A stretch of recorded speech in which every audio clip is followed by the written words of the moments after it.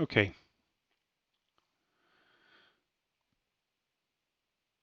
So if anyone has that document open in front of them, they'll see it's about 10 pages long and it's broken into 6 parts. And this part of the workshop is going to go through each one of those parts to give you a little bit more insight into what is required as you fill it out. So just to start off again at the start, the Energy Master Plan is the meat in the sandwich, so to speak. The 6 sections that you need to look at, they relate to the applicant details. So who is the entity that is actually applying for the grant funding? Now, I'll touch on this in more detail later on, but the term I want you to remember at this stage is the lead partner applicant. Okay, so that's the person who is going to take on the financial relationship with SEAI. It may not be the SEC, it may not be your community. In our region, we have the fortune of being, I suppose, partnered up with the local authorities. So the local authorities have expressed a willingness to take on the role of being lead partner applicant. So they would be the legal entity with whom SEAI signs the contract, but you would be the community who gets the work done. So I suppose it's a three-way partnership in that respect.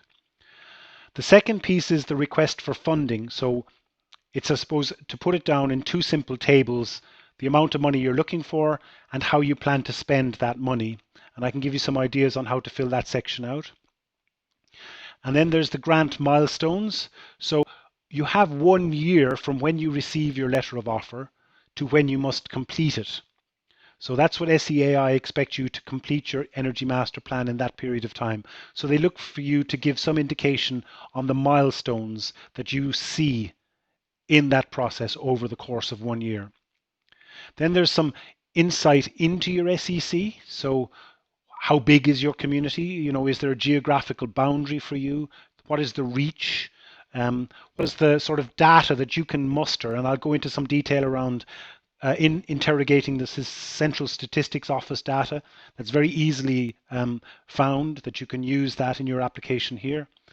Then what local knowledge do you have and how much time are you committing as a community? And again, SEAI, and I'll bring this to your attention, but there's a form that you can fill out, which is, I suppose, your side. They value your hours at, I think, 21 euros per hour. So that's how they justify giving you the 100% grant. But it's really important that you guys log that time and in your plan actually set out that time. So for example, even meeting here, having this meeting, you should be clocking that time so that you can show SEAI that you have put in the hours. And don't let them get away with the idea that somehow this is a voluntary thing that you're doing.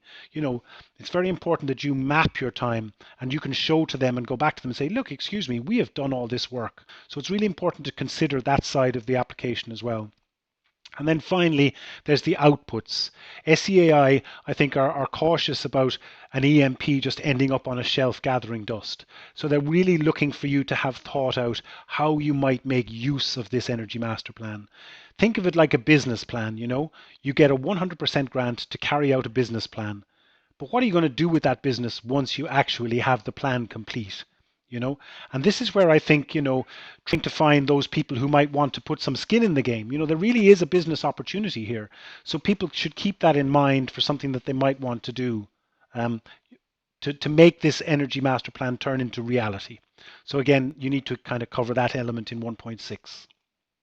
So I'm going to go through each one of those sections in a little bit more detail now, just to kind of talk you through it. From the point of view of section 1.1, they're looking for an entity that has a legal structure, although it's not essential. So, a registered company or a community company limited by guarantee, any of those kind of things. Tax clearance, so that the company is tax compliant, has a bank account, has a treasurer. There's a primary contact that SEAI are signing the contract with. And then behind that, there's a steering committee, a group of people who are actually part of this process.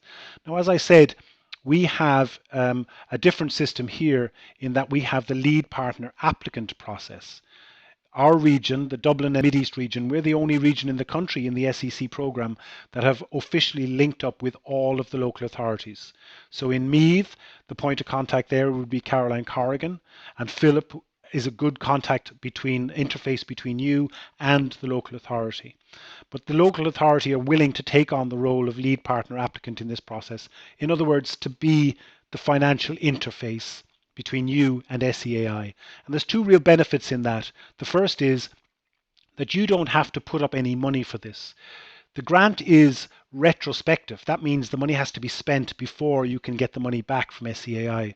So the local authority are willing to put up the money first up front, and then they will draw the money back from SEAI.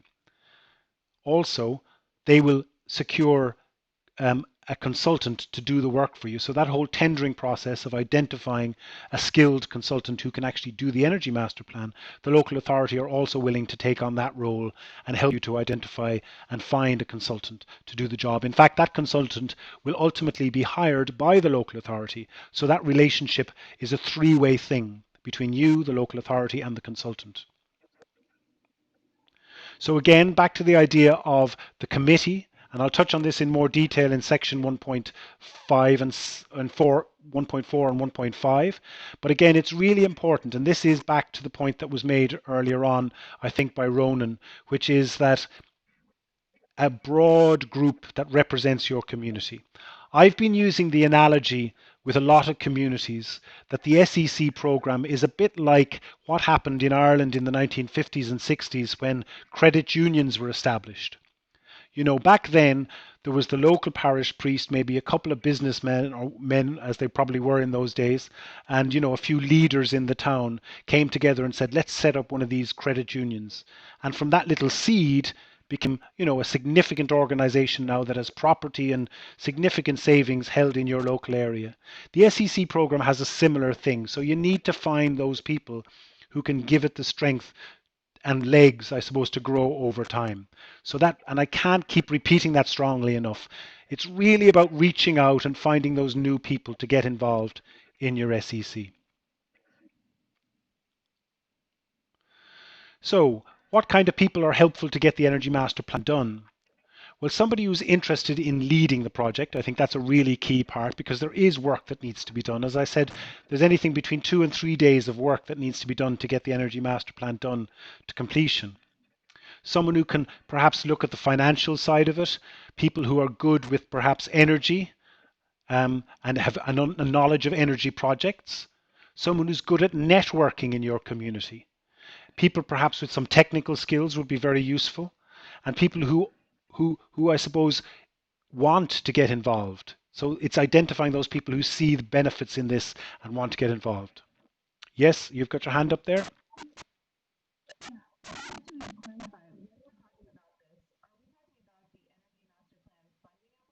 Yes, the Energy Master Plan funding application. The Energy Master Plan happens once you get the money. So again, all we're talking about is getting you to get the money, the letter of offer from SEAI. The Energy Master Plan itself happens after you get the letter of offer. And we'll run another workshop like this at that time to get the best out of doing your Energy Master Plan. This is just getting the money to actually do your Energy Master Plan. Okay?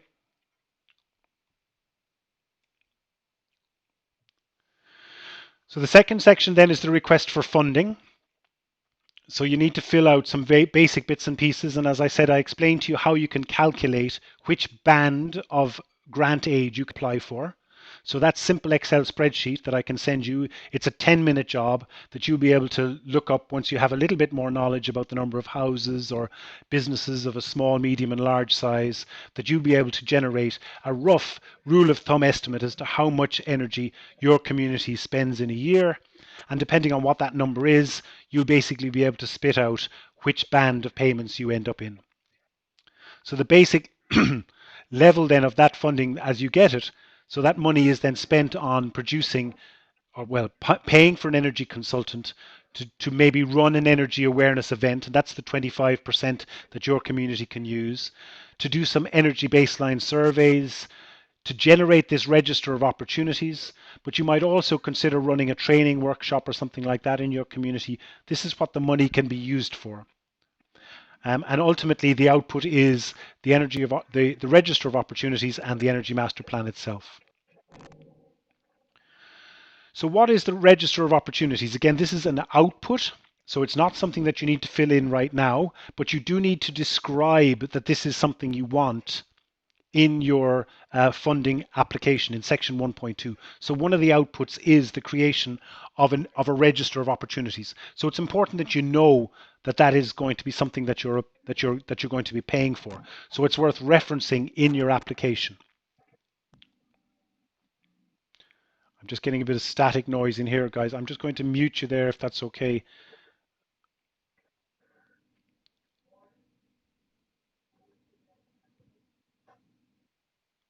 Okay.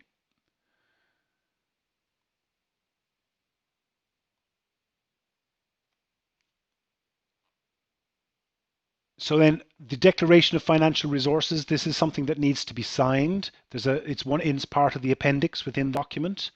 So from the point of view of actually of your community doing this, if you go with the local authority, they will fill this section of the form. So they will sign essentially the declaration that they have the money to pay for the Energy Master Plan. That's one of the advantages, again, of having the local authority as a lead partner applicant. If one of you guys were going to end up doing it yourself, in other words, you want to put up the money, you need to prove that you have 15,000 euros in your bank account to get the Energy Master Plan done. So section 1.3 then, this is where you set out the milestones. So how do you break down those very basic things on a month-by-month basis over the course of 1 year? Now, it's not on a month-by-month, I mean a quarterly amount of time. You can basically schedule payments over 4 years, or four payments, sorry, not 4 years, over 4 payments. So the kind of things that you might kind of put in there as milestones would be a baseline energy audit of your community. You know, that we would, your consultant will help you to identify at what point they think you should perhaps look at making payments to them. So those would be the kind of milestones that you might want to set in the document. So what are the key milestones that you would want to do? So maybe run an event, carry out some building energy ratings, do a desk study of the energy use in your community, complete your energy master plan. Those would be sort of 4 key milestone areas that you could identify. So really what happens is that there's a relationship between section 1.2 and section 1.3. So what money you're looking for. So you're looking for money to pay a consultant, you're looking for money to run an event, you're looking for money to outreach. They would be mapped more or less in section 1.3. So the request for funding matches the milestones for payments. They're 2 simple tables, and that'll be fairly self-explanatory when you actually need to fill it out. But it's worth getting that right.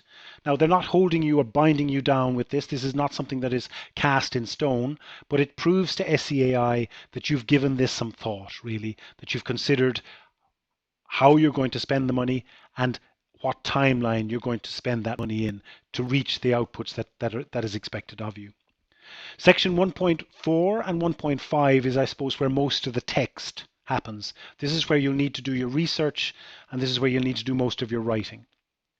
Just to give you an idea of the kind of stuff that you could explore here, you know, what kind of projects are already happening in your area? How much energy do you use in your community? You know, are there projects that have already been carried out? Is there a geographical boundary? Are you going to put a map into your application to say, look, this is the community?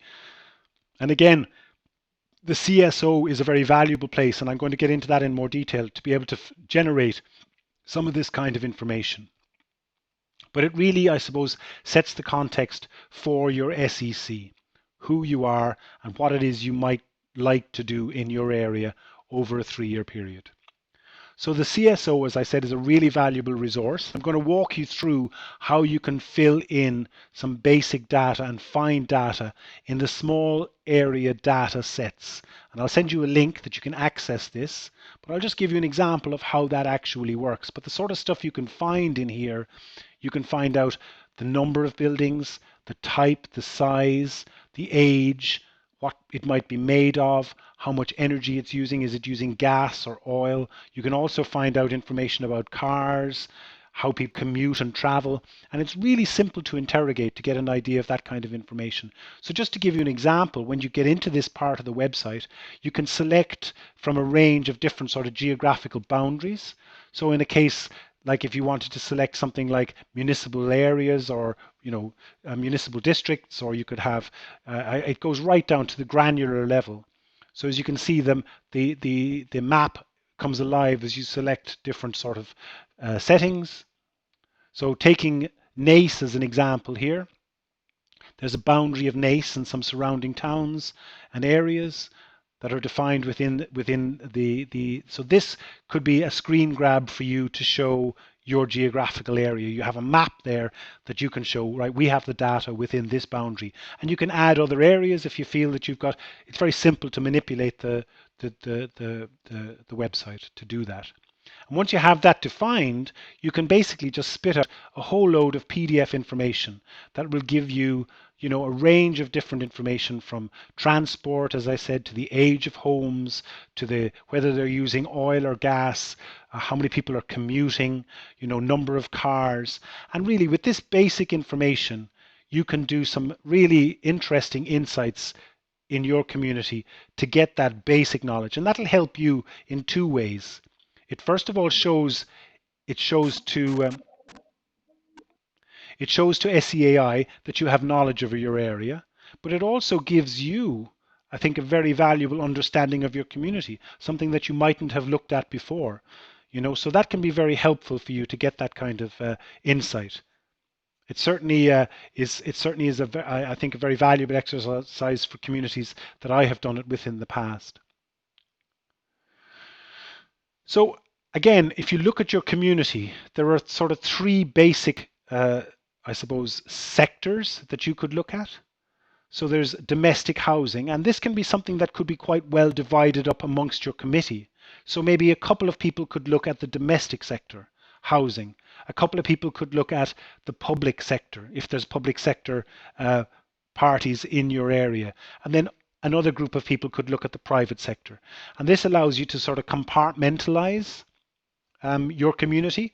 And it also gives you an opportunity to give clear tasks to other people in your committee to do a little bit of research on what's happening, who are the stakeholders, who are the possible partners that you could engage in your SEC. And it is about outreach, identifying who these likely partners, who the likely stakeholders are in your area. So as I said earlier on, I have a very simple Excel spreadsheet that allows you to calculate that baseline energy amount. And just to give you an idea on how that works, I mean, it's really simple. It looks at the number of houses, cars, diesel. This is all information that you can either generate through local knowledge or you can get from the CSO data. But by putting in those numbers, 500, 100, 113, just by inputting those numbers, it spits out a number at the other side. In this case, this fictitious case, it's 2,100,000, and that tells you that basically you fall within the second range, what's defined as a town or island community, entitles you to apply for €15,000 worth of grant. So that Excel spreadsheet, again, that'll be part of the links that I send to you. You can just click on that, and with a little bit of interrogating of your CSO, you'll be able to get enough information to do that, to give you the number as to what you're applying for. Projects. I keep saying to communities, there is no shortage of projects in this whole space of sustainable energy. The missing ingredient really is the capacity to get the projects done, to build dynamic, robust community businesses that can actually carry out these projects. But let's just assume for the moment that you actually are that you are this robust, dynamic community that understands energy and how energy is used and spent in your area. The kind of projects that you could look at are broken down into various sectors.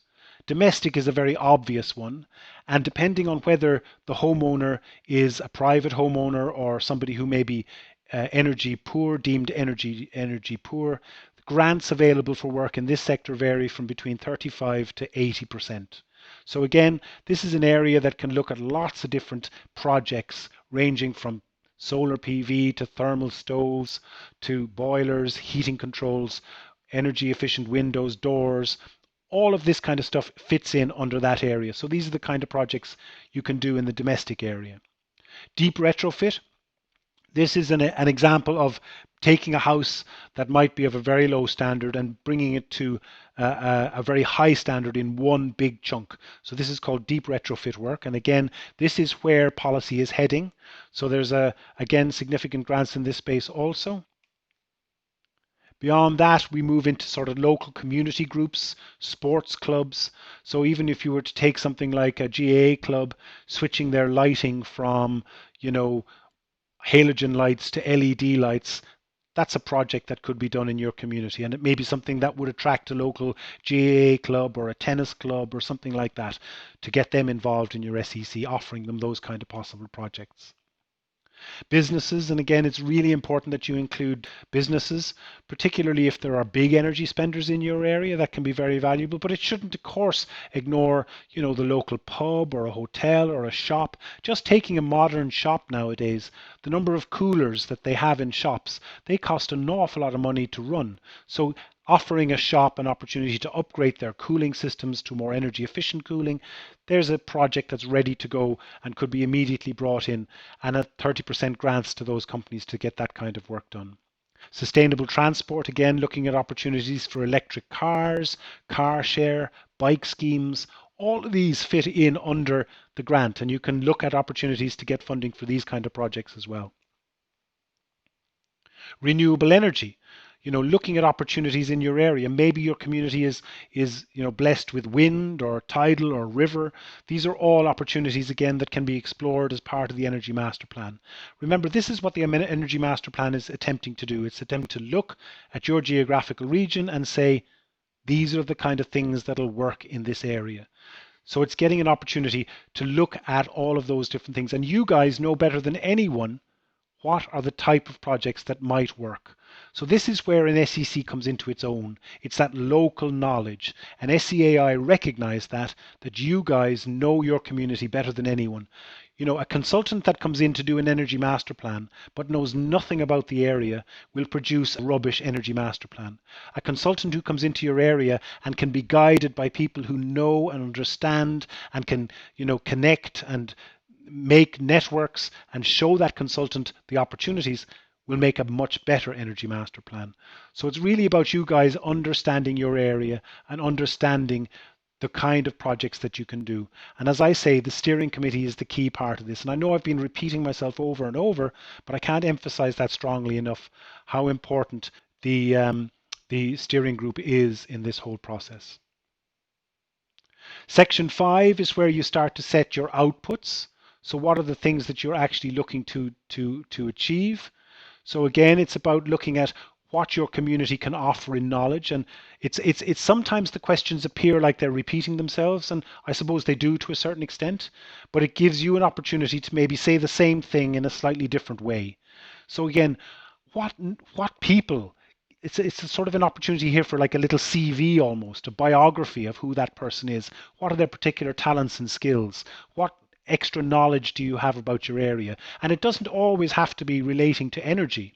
It could be something that you're doing a waste management project, or that you have a biodiversity scheme. It shows that your community is more knitted, more connected.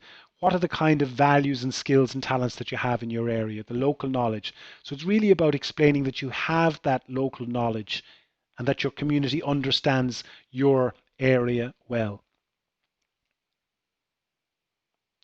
Time, again, it's key that you log your time. And I know I've said this to you before, but one of the gripes that I would have personally with the SEC program, I suppose, is that here's a government program coming in depending on volunteers, and it's a little bit unfair to a certain extent. So it's really important that you remind SEAI that you are doing this, you're doing it in a voluntary capacity, but you want them to acknowledge the time that you have done and that they are putting a value of 21 euros per hour on that. And again, there's a separate little appendix. I think it's appendix A or B, and there's a link to that which I'll send on to you, where you plan the number of hours that you're going to put into this and be genuine. I reckon you need to be aiming for like match their money at least. Like come up with 15 grand, give evidence that you are putting in 15 grand worth of labor into this as a community to match the amount of money that they're offering, at least. Or more if you think you're doing the extra time. Do you know what I mean? Because, it clocks up over time. And even if you're, as I say to people, if you're thinking about it, you're doing it. You know what I mean? So log that time. Don't be afraid to say, sure, look, just because I'm having a chat with my friends now about this, it's not really doing anything. But you are. You're reaching out, you're engaging with your community, you're building that capital that SEAI cannot do themselves. They're really dependent on you to do that. So again, as I said, I will give you the form to do that, the estimating your time chart. Don't leave it out. It's really important that you do that and spend a bit of time to examine how you can log those hours. So what can your community contribute to your SEC? Well, as a community, you can look at energy producers, suppliers, providers. They all have possibility to engage. So it's really about, have you reached out to find those people? What are the shovel-ready projects? It's a great opportunity for you as well, as people who are interested in your area, to find out more about your area, and to forge new relationships. As was mentioned earlier, I think by Ronan, when he said, identifying those new people with skin in the game, people who you mightn't normally be able to depend on. Getting out there and meeting those people is actually rewarding in and of itself for you as somebody who's interested in working in your community. So building those partnerships. And then finally, there's the outputs. And this is the piece that SEAI, I suppose, they've added to the Energy Master Plan recently. So this section 1.6 is relatively new.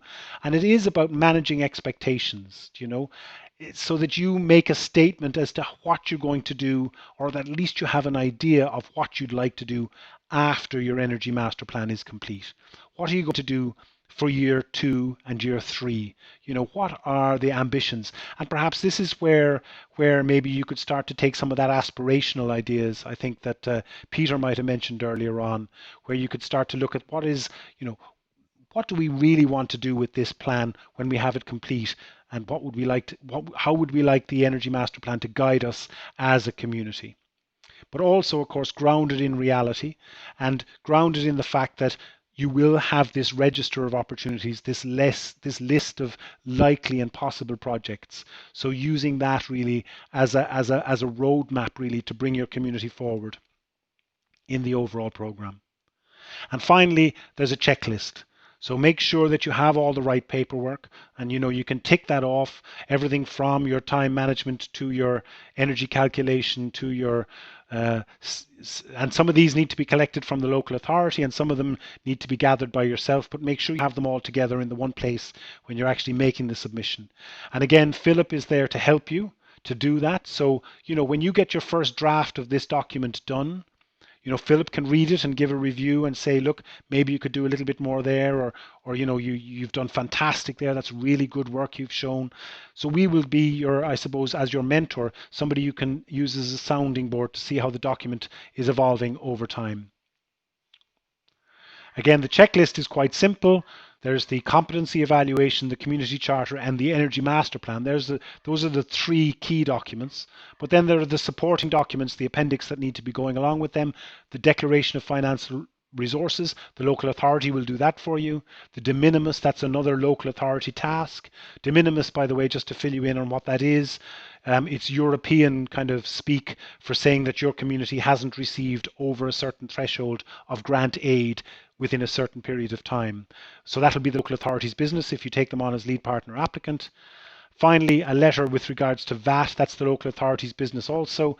And then the timesheets, the energy spend calculator, those little extra pieces, including them also. And if you have, let's say, letters, expressions of interest from the local shop saying that we'd like to do this kind of work, they're all valuable things as well that you could include as an appendix in the overall document. So folks, that's all of my talk through that end of it as well. And again, an opportunity to ask any questions if you so wish. I hope there's some help in that.